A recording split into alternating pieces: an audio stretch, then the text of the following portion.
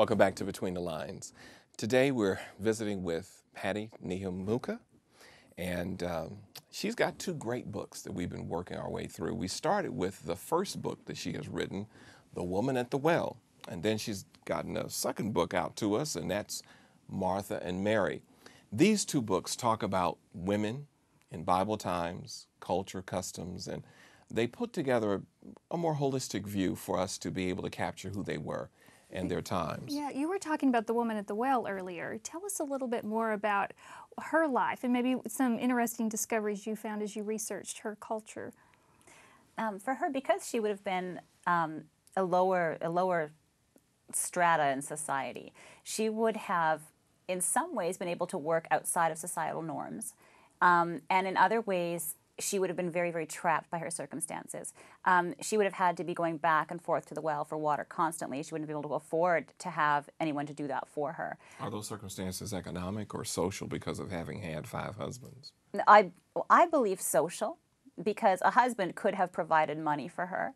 But even with a wealthier husband, people would view her in a certain way. A husband would give her value in societal eyes, but everyone remembers your past. A village never forgets. It's like small towns today. A small town never forgets. You can see somebody you haven't seen in 25 years in a small town and be like, oh, remember in high school. And that's just the way small social networks work. And these were places where people were born and died for generations in these small villages. So she wouldn't have had a whole lot of room to work out of any kind of past mistakes. So I believe society-wise, she would have stayed very low on the totem pole. I think that's in part why these stories connect with people now, because there are those familiar feelings or those trends that happen even now. You know, like you said, the village doesn't forget, and you know, it's something we can really relate to. Yeah. What so many people love about the story of the woman at the well is her interaction with Jesus. Tell us a little bit about how you developed that part of the story. Well, I had to look at why Jesus speaking to her about well water would mean anything to her at all. And because if Jesus were to walk up to us today and discuss well water with us, we would look at him with a blank stare. But for her, he was talking about the core of her very existence, back and forth to the well. The well meant so many things to her. It was the things she was forced into. It was the place she possibly would go to escape, just to be alone with her thoughts for a few minutes. It might be a place where she felt some sort of female connection with other women that would be lower social status than her, but at least they would be somebody who might look at her and see her instead of just walk past her in the street and talk about her behind their hands. So when Jesus spoke to her, he was telling her that he would give her living water. The way I looked at it in this book was that she was so thirsty for a change. She wanted to stop this constant monotonous trek in her life. She was in this horribly deep rut that she could not get out of. And Jesus was offering her a chance to get out of that. The other thing that I also had looked at in the book was when he was speaking about the well and the well being a source of hope, it's a good possibility that when she would look down into that well, she was looking into it with despair. And a lot of times when we hit the darkest points of our lives, when you see a way out, it's often just to see jump, end it, let it all just be finished. And for her, I have her get to that point. And when Jesus comes to her and brings the well back into a symbol of hope for her again, that even this part of her life she really couldn't escape, this going to the well, could be a symbol of hope. You spoke the right language, yeah, just the right I like thing that for analogy her. because what you're really saying is that she was potentially there after tracking this, this route every day. She now potentially could have been looking down and saying, I'm tired of this. I'm so tired of this. I'm tired of going through this.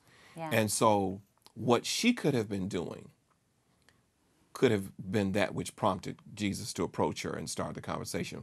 When most of the time we put the onus on Jesus being the more, I guess you could say, somewhat more assertive, in pushing himself into making this connection with this woman.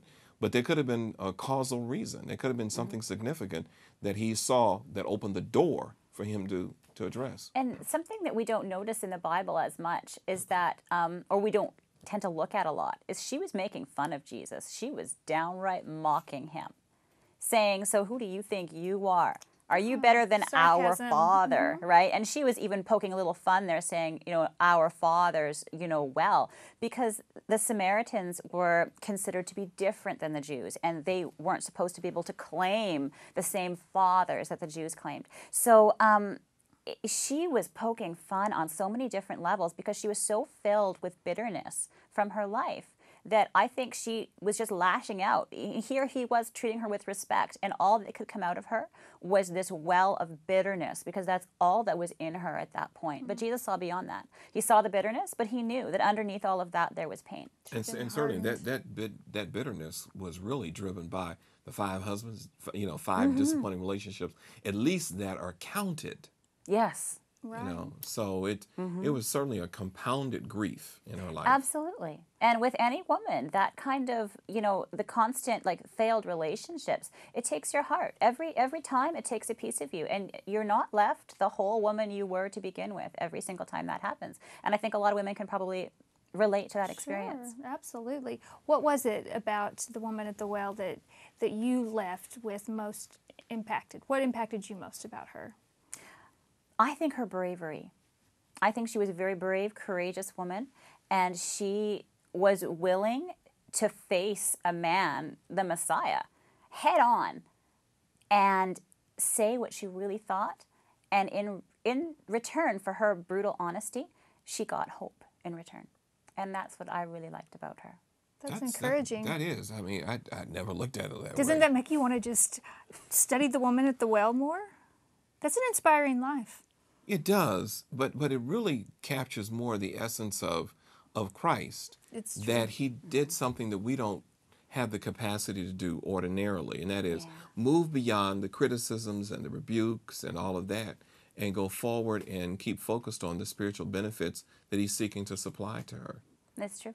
I really like that.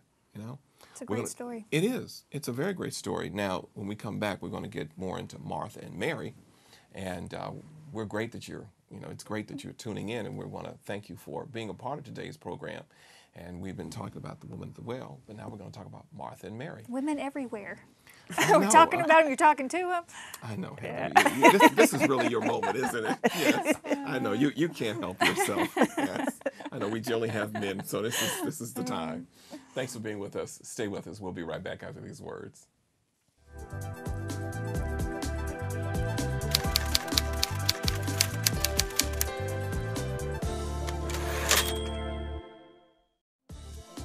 For more information about any of the books presented today on Between the Lines, visit your local Adventist Book Center or go online at www.adventistbookcenter.com. If you're interested in receiving a copy of today's book and live in the United States and Canada, call 1-800-765-6955. Again, that's 1-800-765-6955.